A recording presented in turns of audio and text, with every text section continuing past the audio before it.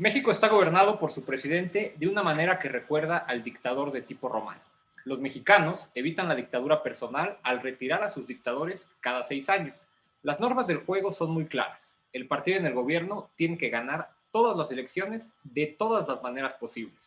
Si existe alguna duda acerca del margen de victoria que se necesita, se da pucherazo o se destruyen las urnas. Por otra parte, si fracasa la cooptación de los grupos disidentes, entonces es probable que se recurra a la represión. Este era el retrato de la vida política de nuestro país en la década de los 80, según el gran estudioso de la ciencia política Giovanni Sartori. A 40 años de distancia y con el regreso del hiperpresidencialismo en México, donde nada en el escenario político se mueve sin la anuencia presidencial, ¿qué podemos esperar en las próximas elecciones a realizarse el 6 de junio? ¿Dónde deberíamos centrar la mirada para descifrar los posibles ganadores y perdedores? Intentemos responder, que ya nos encontramos en la estación Totoaba.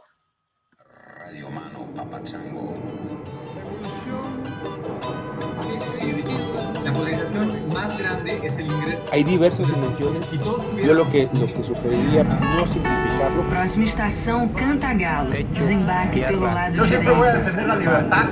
Salud, Es uno de los derechos que no es absoluto. democracia, libertad, Es una matraca. justicia, paz. Levantar los discursos que precisamente han sido dominantes. No morirá la flor de la palabra.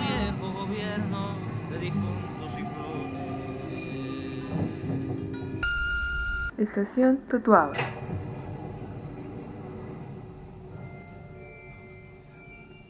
El próximo 6 de junio se renovará completamente la Cámara de Diputados, 15 gubernaturas, 30 congresos locales, 1.900 ayuntamientos y juntas municipales, y de acuerdo con el Instituto Nacional Electoral, se prevé la participación de 94.800.000 ciudadanas y ciudadanos inscritos en el padrón electoral.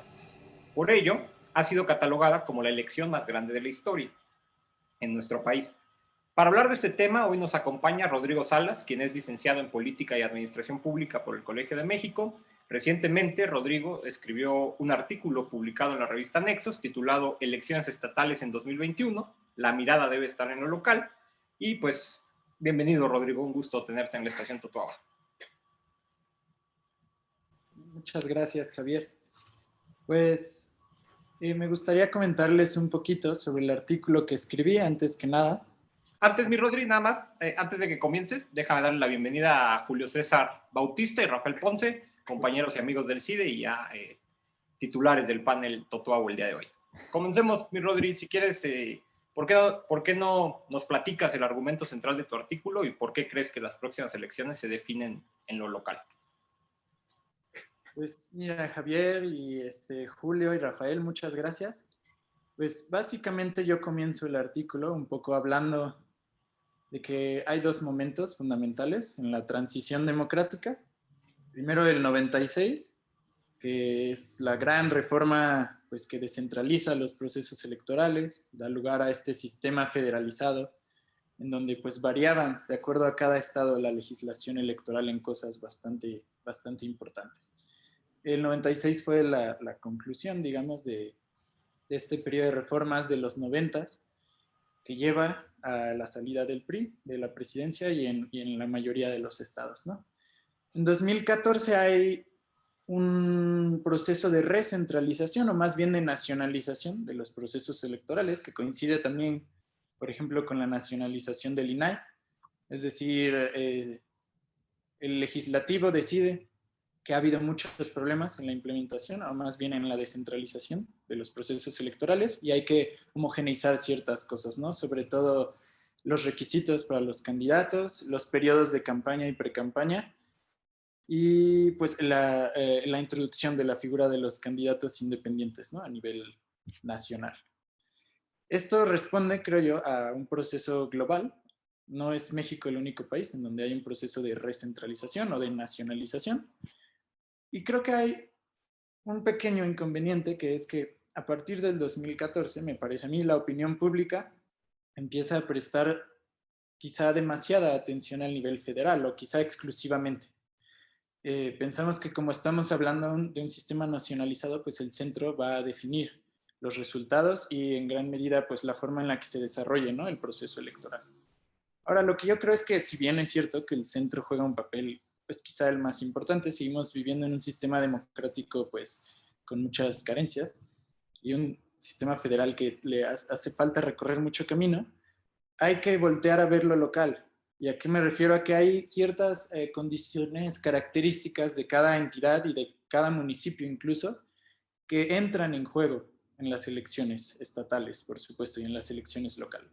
Entonces yo lo que hago es presentar algunos casos que me parecen interesantes, algunos, y otros que ejemplifican muy bien cuál es la situación. Hablo, por supuesto, comienzo con Baja California por el famoso caso de Jaime Bonilla y de la ley Bonilla, que ya ustedes conocerán. Finalmente, pues Jaime Bonilla va a dejar la gobernatura después de 2 años, fue electo en el 19 para poder emparejar la elección de Baja California con las elecciones nacionales. Pero me parece interesante el caso de Baja California, más allá de esto, porque es un estado en el que el PAN ha tenido una predominancia muy importante durante muchos años. De hecho, fue en el 89 el primer estado, ¿no?, que gana la oposición, y pues ahí se queda el PAN hasta 2019. Entonces, digo, de entrada, creo que los analistas han dado por hecho que Morena va a quedarse con la entidad, pero yo creo que habría que pensar que el PAN tiene una serie de estructuras locales muy bien arraigadas y que le permitieron mantenerse en el poder durante 20 años. Luego entro un poco en el caso de Chihuahua, que creo que nos va a servir para hablar después del papel que AMLO o el gobierno de México puede jugar en estas elecciones estatales y locales, en donde Morena lanza a Juan Carlos Loera, que no sé si ustedes sepan, pero él era un delegado de Andrés Manuel para los programas y becas, ¿no?, prioritarios del gobierno de México. Estuvo desde el 2018 hasta inicios de 2020. Entonces, lo que yo argumento es que esto también nos habla de la importancia que juegan ciertos sectores de la acción pública, ¿no?, en las decisiones estatales. Por supuesto, quien controla las transferencias monetarias y los programas de asistencia social, que la mayoría vienen del gobierno federal y tienen mucha visibilidad, pues tiene mucho poder en el Estado. Luego hablo del caso de Campeche y Colima, que son quizá excepcionales, porque son en estas elecciones los 2 estados que no han tenido alternancia, en donde el PRI sigue gobernando desde la revolución. Y bueno, ahí identifico algunas variables, ¿no? En el caso de Campeche, pues la falta de democracia interna en los partidos locales es fundamental. Eso ha causado muchas separaciones dentro de los partidos que les han impedido pues formar un frente que le quite o que le compita al menos el poder al PRI.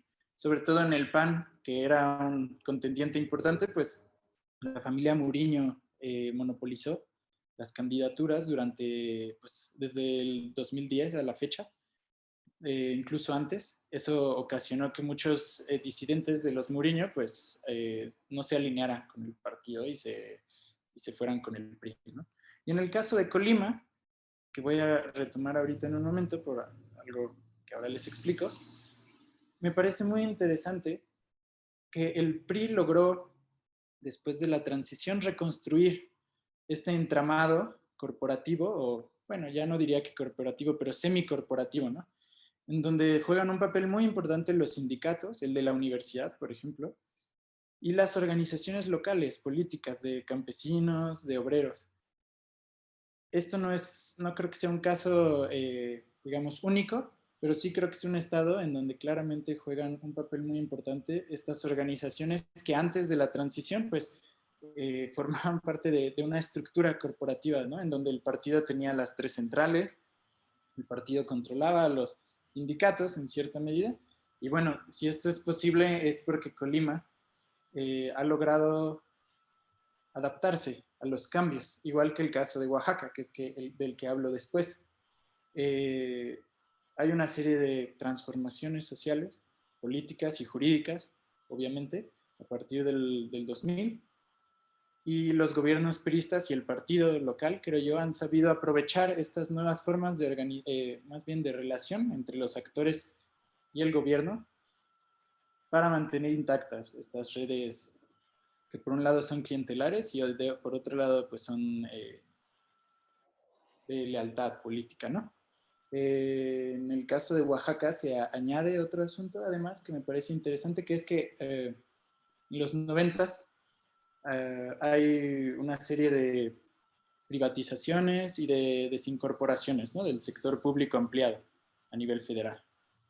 Y lo que supo hacer el partido en Oaxaca fue precisamente sustituir a esta serie de organizaciones que antes a nivel federal coordinaban a los productores de café, por ejemplo, que es un caso paradigmático, para hacerlo a nivel local. Es decir, el partido local se hizo cargo, el gobierno local se hizo cargo de regular algunas actividades económicas que el gobierno federal desreguló y que dejó al arbitrio, pues, del mercado. Está también en Oaxaca la influencia de Gabino Cue, que estuvo de 2010 a 2016 y que hasta el día de hoy sigue siendo un actor importante para la postulación de candidatos, ¿no? Mi Rodri, si quieres, dejamos hasta ahí esta parte de tu argumento para conocer la opinión de... Empiezo con Julio. Ya puso Rodri muy bien todos estos supuestos o condiciones existentes en los estados. ¿Ustedes creen, Julio, Rafa, que la elección se definirá desde lo local, sobre todo tomando en cuenta el contexto del tipo de presidencialismo que ejerce el presidente López Obrador? Claro, Javi, primero que nada, muchas gracias a Rodrigo por acompañarnos el día de hoy y creo que la pregunta se responde con un rotundo sí. Las elecciones se van a definir con base en lo que se haga a nivel local. Y esto no es nuevo, realmente si pensamos en las grandes elecciones o en los grandes problemas políticos, se han originado desde lo local. Realmente no se puede ganar una elección presidencial o el Congreso simplemente por escribir en un papel somos coalición. No se puede ganar el Congreso simplemente diciendo es que es el partido del gobierno actual. No, todo tiene que ver con las urnas, tiene que ver con el movimiento que se haga en lo local, las conexiones, las redes sociales que se van a estructurar.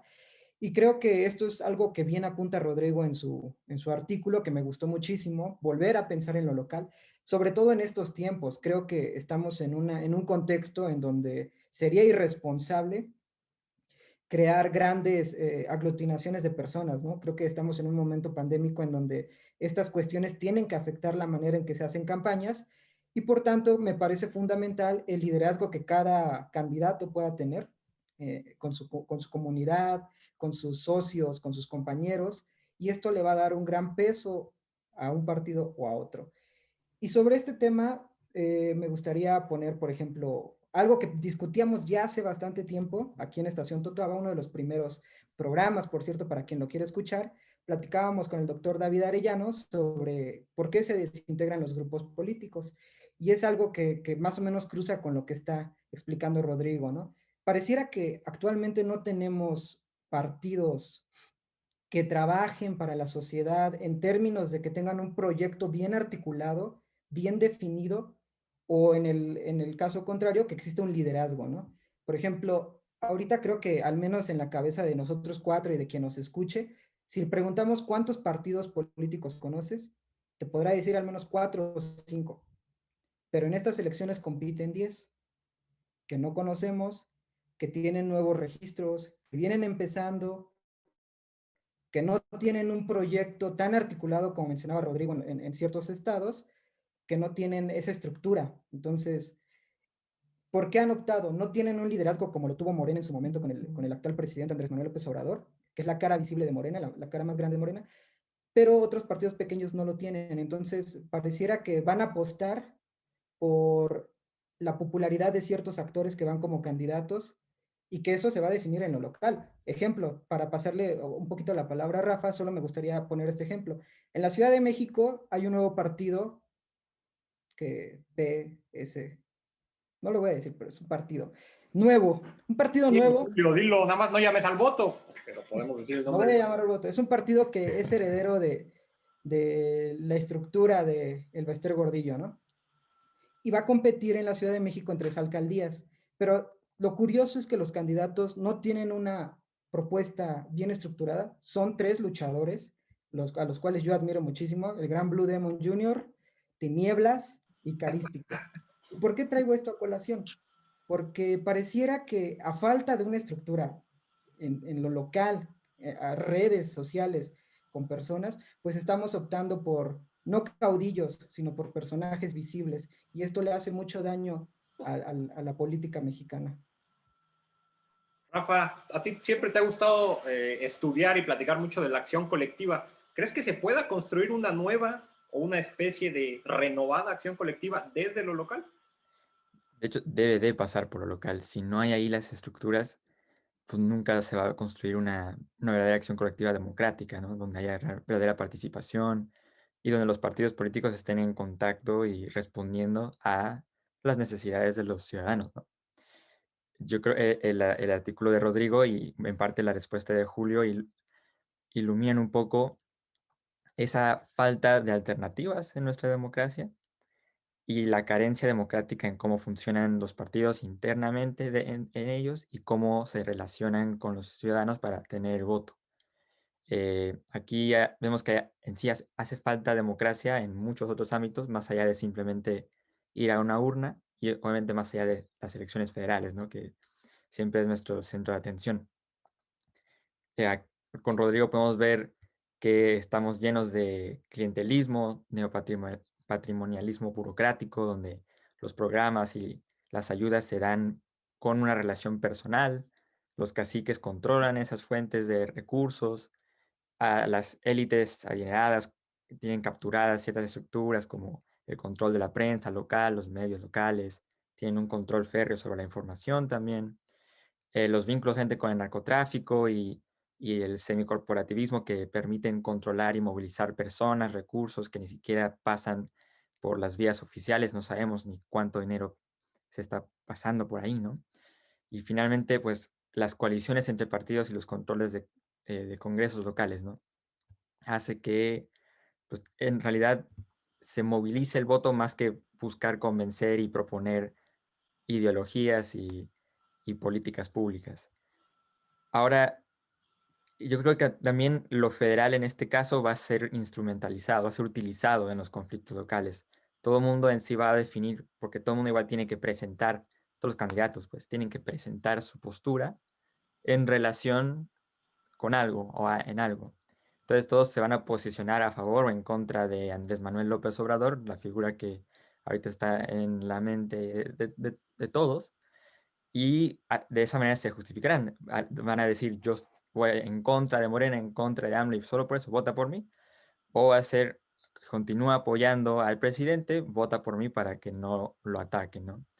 Y esto mismo quizás si no importa al final la manera en cómo se moviliza el voto, no sé si ahí nos podríamos preguntar si eso al final cuenta o si al final es simplemente un equilibrio del cinismo en el abuso del poder, ¿no? Las personas pues tienen necesidades, si le ofrecen alguna cosa que les va a ayudar, lo van a aceptar, sin importar al final mucho el discurso que al final los candidatos tienen que poner al frente para justificar su acción democrática, pero que al final quizás no tenga un verdadero peso, ¿no? Se me hace muy, muy interesante explorar cuáles van a ser los resultados al final y cómo lo hacen, cómo van a llevar a cabo estas campañas y obtener el voto. Rodrigo, reacciones y añado una más para, digamos, poner a debate un poquito tu argumento. ¿Es posible pensar que desde lo local se construirá una posible oposición a este presidencialismo que ha venido desarrollando Andrés Manuel López Obrador? Sí, gracias, Javier. Bueno, definitivamente lo federal juega un papel importante. Yo pensaba en dos casos para ejemplificarlo, que obviamente este ya no está en el artículo. Uno es lo que está pasando, me imagino que están familiarizados, con Félix Salgado Macedonio en Guerrero, que ha sido un candidato pues acusado de violencia sexual contra las mujeres. La misma militancia de Morena en el estado y ahora a nivel nacional se ha pronunciado en contra, ¿no? Pero tiene el respaldo total, tanto de Mario Delgado, que es el líder nacional de Morena, como de Andrés Manuel, que ya ha dicho incluso en la mañanera que a él le parece que este es un asunto partidista, ¿no? Que se está politizando y que pues es normal, ¿no? Que pasen este tipo de cosas en periodos electorales. Eso bueno, es peligroso definitivamente, y le otorga mucho poder a Félix Salgado Macedonio sobre la base del partido. Dice Citlali Hernández que lo van a mandar a la Comisión de Justicia, ¿no? de Morena, pero pues con las opiniones de Andrés Manuel a mí me parecería difícil que haya un cambio, ¿no? en la selección del candidato. Y el otro caso que me parece también interesante y que ha sido muy discutido es el de la vacunación en Campeche de maestros. Campeche, que justamente decíamos es uno de los estados donde hay un enclave autoritario del PRI, ¿no? Entonces, claramente creo que esta estrategia de Morena o del gobierno federal, que incluso es difícil diferenciarlos a veces, de vacunar a los maestros en Campeche como si fuera una población prioritaria, pues tiene una razón de ser, ¿no? Y los maestros siempre han sido un grupo cuyo voto cuenta en las elecciones locales. Entonces, sí, definitivamente creo que hay factores federales, no hay que hacerlos a un lado. Lo que yo quería era más bien no olvidar los otros factores locales. Sobre si se podría construir una oposición, desde lo local a mí me parece difícil. La Alianza Federalista, que ha sido el intento, pues, digamos, regional más importante, pues a mí me parece que se estancó, que no ha logrado crear una oposición sustantiva de ideas o de alternativas de política. Se redujo simplemente eso, a identificarse en oposición al presidente, ¿no? Entonces yo creo que el que las tiene de ganar, pues es el presidente. Él define el debate y los demás parecen limitarse a responder a lo que él dice. No sé si ustedes tengan alguna idea o, digo, aunque no esté bien estructurada, pero ¿cuál es el origen, ¿no? de esta incapacidad de la oposición, tanto a nivel local como federal, para presentar una alternativa real? Incluso el Va por México, o sea, es muy representativo, ¿no? Ya los partidos no significan nada, o sea, PRD, PAN, es lo mismo. Sí. Entonces, sí. ¿Tienes la respuesta, Rafita? Quisiera. No, pero quizás podríamos explorar un poco justo el funcionamiento de los partidos y el panorama de qué tan fácil es que un partido se crea, o sea, que sea registrado, y luego los incentivos que genera la forma en cómo se financian los partidos, que bueno, pues depende mucho de los recursos públicos y de cuántos votos recibieron. No necesitan los partidos realmente ir y convencer a los ciudadanos, tener militantes y todo en ese sentido para obtener dinero de ellos, ¿no? Aunque también aquí un punto, tampoco estoy diciendo que no debería ser financiamiento público, ¿no? Debería de serlo, pero hay maneras de hacerlo mejor, maneras que dependan más de los ciudadanos para que el ciudadano mismo diga, yo creo que mi parte de lo que va a ser destinado a los partidos se dirija a tal partido, por ejemplo. Y podría hacerse algo de cada año, al momento de hacer impuestos, cosas así. Entonces eso es, por un lado, la forma en cómo existen los partidos, ¿no? Y la segunda parte sería también cómo funcionan los partidos por dentro. Por lo que hemos visto y lo que nos dice Rodrigo, funciona de manera autoritaria, es muy autocrática, ¿no? Por ejemplo, en Morena, Andrés Manuel López Obrador es la figura que casi dicta lo que va a suceder dentro del partido, casi, ¿no? Eso asegura estabilidad de la línea política del partido, pero destruye cualquier capacidad de que surjan nuevos elementos a darle nueva vida, nueva sangre a ese partido. Entonces, lo mismo en el PAN, con el ejemplo de Campeche, si no me equivoco, con la familia... se me fue el nombre. Mourinho. Mourinho, sí. Sí. Ellos han dominado el PAN y ese dominio, ese afán de defender su control, pues ha eliminado otras alternativas que posiblemente hubieran galvanizado mucho más a ciudadanos dispuestos a votar por el PAN o proponer nuevas ideas, nuevas alternativas. Parece que todos los partidos han rechazado la inteligencia colectiva y se han ido por, vamos los otros caciques a controlar esto y de alguna forma ganar y seguir manteniendo nuestra posición de status quo cómoda que nos conviene a todos al final, a todas las élites, ¿no? los demás pues, siguen en la misma situación de perdida, ¿no? Y es también en cierto modo un rechazo también al ciudadano común, decir que ellos no pueden, no nos necesitamos, son en sí nuestros, casi ellos pensarían nuestros peones, que movilizamos y les decimos a dónde ir y a dónde votar, cómo votar, pero más allá, ni los necesitan para su supervivencia, más allá del voto, ¿no? El voto en la urna. Y es muy fácil pensar para ellos, esas élites, decir, pues yo les doy tales ayudas, les ayudo en la factura del agua, no sé qué, y así van a votar por mí. Y de todas maneras no hay otra alternativa que realmente pueda robarme los votos, ¿no? Robarme en el sentido bien de convencer a la gente y que voten por alguien más. Entonces por ahí empezaría las fuentes de esos problemas, de que no vemos una oposición ahorita real y contundente a Morena, ¿no? Julio, ya lo anticipaba un poquito Rafa, y para regresar a lo local, mencionaba Rafa, no hay un líder claro de la oposición. De acuerdo al argumento de Rodrigo, pues, se necesitarían varios líderes, porque estas elecciones se definen en los municipios, en los estados. Entonces, ¿tú crees que dé la política mexicana para encontrar líderes más que un solo líder?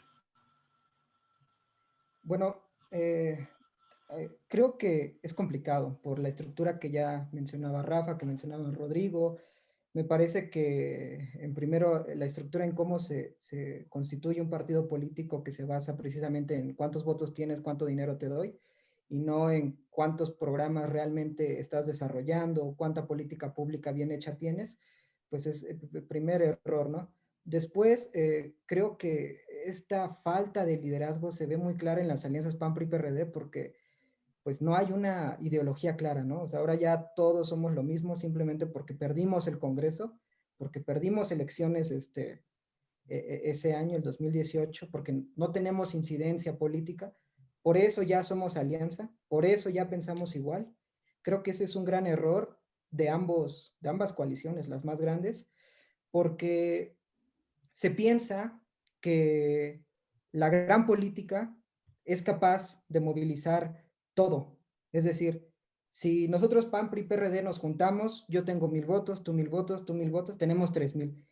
Como si las personas no tuvieran una identidad o no tuvieran una necesidad o no tuvieran una idea de lo que desean. Y que por decirle, ¿sabes qué? Vamos en coalición, vas a votar por nosotros. Me parece absurdo, me parece peligroso para la democracia y me parece un punto que se debe de retomar inmediatamente, y creo que liga muy bien con lo que hace Rodrigo, ¿no? Este análisis local, puntual, de decir, ¿sabes qué? Sí, tenemos un dirigente, tenemos una cara visible, en este caso el presidente, pero al interior de los estados estamos teniendo problemas para definir al candidato, estamos teniendo problemas para estructurar una red de apoyo a este candidato que no queremos, que se nos ha impuesto, que sí tiene el espaldarazo del presidente, su apoyo, pero nosotros como militancia no lo queremos. ¿Y qué pasa? Tenemos un choque fuerte entre lo local y lo federal. Y esto les voy a contar una anécdota. Hace un par de semanas, es que este tema me apasiona, hace un par de semanas yo platicaba con un amigo que está en una estructura municipal de un partido que va en coalición. Y ellos ya tenían un proyecto desarrollado de 4 años, tenían un candidato para estas elecciones, y desde el Estado les dijeron, ¿saben qué? No pueden poner ese candidato, porque el que va a decidir el candidato es otro partido. Entonces vamos a ir en coalición, pero ustedes negocien una sindicatura, una regiduría o algún puesto en el ayuntamiento para meter el proyecto que traen, que vienen trabajando. Entonces yo le decía a mi amigo, oye, pues qué malo, ¿no? Qué mala onda, vas a tener que operar políticamente, van a tener que hacer reuniones a favor de otro partido, ¿no? Y me dijo, no, hombre, quisieran. Dice, ellos allá en sus sillas piensan que porque en el papel dice que vamos juntos, vamos a trabajar juntos. Me dijo, a lo mejor sí, en el papel, en lo legal dice que vamos juntos, pero nosotros vamos a operar diferente, vamos a buscar un grupo que tome en cuenta nuestras necesidades y ahí nos vamos a ir. Y le digo, oye, pero pues es que tú eres de este partido, ¿no? O sea, si tú pierdes, vas a tener alguna represalia en tu reputación. Me dijo, eso no importa. Lo que importa es nuestro pueblo, nuestra comunidad, nuestro proyecto, y eso vale más que un partido. Entonces yo creo que pensar que desde lo federal se va a definir lo local, primero es un error para cualquiera que lo piense así, y me gustaría escuchar el comentario de Rodrigo, si pensar en estas grandes coaliciones de 3 o 4 dirigentes nacionales se va a trasladar homogéneamente hasta lo local. ¿Va a llegar realmente esa lógica, Rodrigo? ¿Crees que se acabó la luna de miel con Morena? ¿Crees que los partidos políticos van a tener que hacer más que simplemente decir, oye, yo soy el partido del presidente, a mí ya me levantó la mano, vota por mí? ¿Qué piensas, Rodrigo?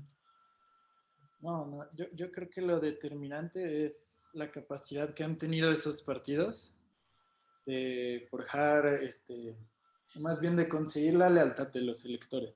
Y esto está relacionado, y quiero regresarme tantito a lo que hablábamos. Yo tenía una idea, ¿no? De una posible explicación de la dificultad de construir alternativas reales. Y creo que parte de esto, del papel del ciudadano, ¿no? En nuestra democracia.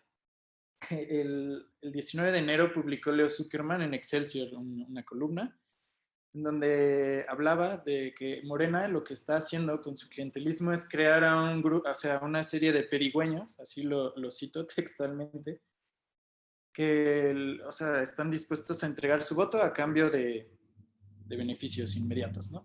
Que no es algo nuevo, además, digo, Morena no está introduciendo el clientelismo en México. Pero creo que, a pesar del término peyorativo y que me parece hasta clasista, digamos, llamarle pedigüeños a la gente que entrega su voto a cambio de ciertos apoyos, creo que tiene cierta razón. Y esto tiene mucho que ver también con este término que para mí era muy importante de neopatrimonialismo y que ya no entré mucho en eso, ¿no? En el artículo.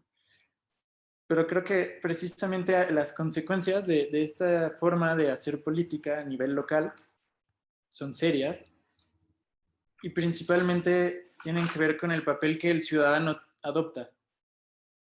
Esta forma de entregar personalmente los beneficios del gobierno, en lugar de hacerlo en base a reglas, con base en reglas y de una forma predecible, pues vuelve un poco difícil predecir las acciones del gobierno. Y yo creo que los ciudadanos, para tratar de resolver esta falta de predictibilidad, lo que hacen es forjar estas alianzas directas con un caudillo político. Es decir, yo tengo garantizado este flujo de recursos mientras él siga en el poder, mientras este partido siga en el poder, porque de otra forma va a llegar otro partido y pues va a distribuirle a sus clientelas los beneficios de la alcaldía o del gobierno estatal, ¿no? Entonces, creo que la forma en la que se hace la participación de los ciudadanos es consecuencia de esto, de que las dinámicas a nivel local se definen de forma personal, no se definen en base a derechos universales o a una lógica, digamos, burocrática. Y pues eso es una relación asimétrica además entre el ciudadano y el político. Justamente por eso hay este tipo de choques en donde el líder del partido estatal decide quién va a ser el candidato y las bases pues no tienen mucha vela en el entierro, ¿no? Y bueno, entonces creo que es un problema de lo que se ha llamado también cultura política, ¿no? Y bueno, pero ahí ya entran muchos otros problemas y se complejiza la situación. Lo único que yo diría es que yo creo que es consecuencia de eso. Mientras no haya democracia en los partidos locales, mientras se sigan distribuyendo de esa forma los recursos, mientras siga habiendo familias de caudillos que se adueñan pues de las instituciones, es muy difícil construir una participación ciudadana que lleve a una verdadera oposición, ¿no? Y ya lo único que diría, para darles la palabra, es que esto tampoco es único de México. Hay una película que me gusta mucho, que no sé si han visto, rusa, de Andrei Zvyagintsev. Mi ruso no es el mejor, que se llama Leviatán, en donde justamente expone como un caudillo local pues dispone de los permisos para construir, de las escrituras, de los terrenos. Y aunque estas cosas parezcan menores, ese es mi punto, no son menores. Al final esto es lo que socializa al ciudadano en la forma de hacer política. Hay una literatura creciente que llamamos antropología del Estado, no sé si han leído al respecto, que justo dice el Estado no es una figura como ideal, ¿no? Contra la que hay que comparar la realidad. El Estado se construye en lo cotidiano, en estas acciones que definen la división ambigua muchas veces entre lo público y lo privado. Y en nuestro país claramente esa división es, pues favorece a quien tiene el puesto público, ¿no? Y creo que eso dificulta que los ciudadanos puedan, pues, actuar o tomar una posición activa, transformadora para ofrecer alternativas reales. Lo que importa es asegurar mi propiedad y asegurar el flujo de recursos. No sé qué piensen al respecto. Perfecto, Sí. Rodrigo. Buena recomendación. La película la buscaremos y la postearemos ahí en nuestras redes sociales para que la vean la gente que nos escucha. Pues, se comienza a agotar el tiempo, así es que comienzo con los cierres. Rafita. Sí, pues para cerrar, totalmente de acuerdo también en ver y que deberíamos seguir estudiando sobre todo al Estado desde lo cotidiano, desde su acción, interacción con el ciudadano. También hay otros cuerpos de literatura como burócratas a nivel de calle, las cargas burocráticas, etcétera, ¿no? Y totalmente en México, sobre todo que a lo local su financiamiento depende del federal. Entonces, controlan un flujo de recursos que está desconectado también de muchas cosas que pasan en el local, ¿no? También por eso fallan las cosas. Pero, bueno, si nos podemos a pensar, nosotros queremos hacer un movimiento, un partido político desde lo local y que empiece a expandirse así. Haz de cuenta lo que hace Alexandria Ocasio-Cortez en Estados Unidos, por ejemplo. O lo que ha intentado hacer Pedro Kumamoto con Futuro en Jalisco. Pues ahí nos empezaríamos a dar cuenta de todas las trabas y todos los obstáculos que tenemos que sobrellevar y todos los actores que nos van a pelear como enemigos prácticamente, ¿no? Y que no es tampoco algo sencillo y pacífico. Y hay mucha violencia a nivel local que también va a cortar todos esos posibles surgimientos de nuevas alternativas. Pero bueno, para cerrar en una cosa más positiva, la lucha continúa, hay que seguir luchando y sacrificando y peleando por cambiar esas estructuras y derrotar a esos actores que pues están teniendo atada a la democracia mexicana, ¿no? Julio.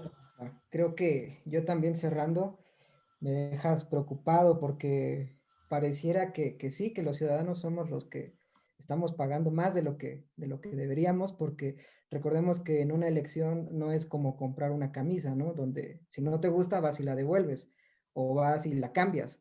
Digo, te aguantas al menos 3 años o 4, dependiendo del lugar, ¿no? Entonces, las consecuencias sí son graves y la falta de proyectos reales orientados hacia la ciudadanía con políticas públicas claras afectan la vida, el desarrollo de este país, de su gente, y creo que es ahí donde tienen que voltear a ver los partidos, al menos los que ya tienen estructuras históricas, porque pues de lo contrario creo que no vamos a ningún lado, ¿no? Simplemente esta simulación democrática en donde ahora voy yo y luego vas tú, es peligroso y creo que ahí se tendrán que poner las pilas los partidos porque pues la ciudadanía tampoco está vedada, ¿no? Digo, sabe lo que quiere. Ahí está el caso de Hidalgo y de Coahuila, ¿no? Donde arrasó el PRI. O sea, había ganado Morena, retomó el PRI por sus redes, estructuras, y habrá que ver en los demás partidos en donde ahorita ya gobierna Morena, donde tienen mayoría, pero pues otros partidos históricos que mencionaba Rodrigo, estos caciques, estas redes clientelares, estos espaldarazos, pues tendrán que ver, pero espero que sea en favor de la ciudadanía, que sean proyectos para nosotros, que finalmente somos los que vivimos el día a día con los servicios públicos que estos dirigentes, estos gobernantes nos dan. Más y mejor democracia, ya. Ya está listo para la campaña, Rafita, ya está listo para la campaña. Rodri, pues para no irnos con una desesperanza por la democracia mexicana, ¿con qué te quedas de la conversación? Yo me quedo con 2 grandes pendientes, ¿no? Uno, pues es eso, democratizar los partidos locales y estatales. No sé si deba ser un esfuerzo legislativo a nivel federal o si deba ser un esfuerzo de las propias bases, bueno, tenemos la experiencia de la reforma laboral, ¿no? Que trata de democratizar los sindicatos. Habrá que ver qué resultados tiene y si se puede hacer algo parecido. Y la segunda gran pendiente, creo yo, es el gobierno abierto, sobre todo a nivel local. Yo creo que para tratar de impedir este uso discrecional de los recursos tiene que haber rendición de cuentas y transparencia, ¿no? Combate a la corrupción. Y ahí sí yo le haría un llamado a los miembros de la 4T, sobre todo a Andrés Manuel, que pues ha demostrado estar abiertamente en contra de los organismos de transparencia y de la agenda en general del gobierno abierto, ¿no? Y bueno, incluso Agustín Basabe en un seminario del Colmex hace unos días citaba un artículo de Timothy Snyder del New York Times que se llama El abismo estadounidense, ¿no? Donde hablaba de la muerte de la democracia o del surgimiento del prefascismo de Trump. Y Agustín Basabe pues decía, es lo mismo, Andrés Manuel está tratando de imponer una verdad única y digo, yo creo que hay que tomar eso con muchos matices, pero es cierto, el presidente tiene una responsabilidad y los líderes de Morena tienen una responsabilidad importante. Antes que nada, yo diría, no tienen por qué atacar al INAI, al Coneval, que son organismos que se encargan de facilitar la rendición de cuentas. Yo creo que hay que ir por ahí, hay que trabajar, transparentar lo que hacen los gobiernos locales, fomentar la participación ciudadana, el combate a la corrupción y democratizar los partidos. Digo, son los grandes pendientes, ¿no? del gobierno en México. Pero pues creo que ahí está la base del problema. Perfecto. Seguramente será un tema que continuaremos platicando aquí en la Estación Totuaba de cara a las próximas elecciones. Pero bueno, por el momento el tiempo se ha acabado. Gracias, Rodrigo, por estar con nosotros. Obviamente al panel Totuabo, Julio, Rafa.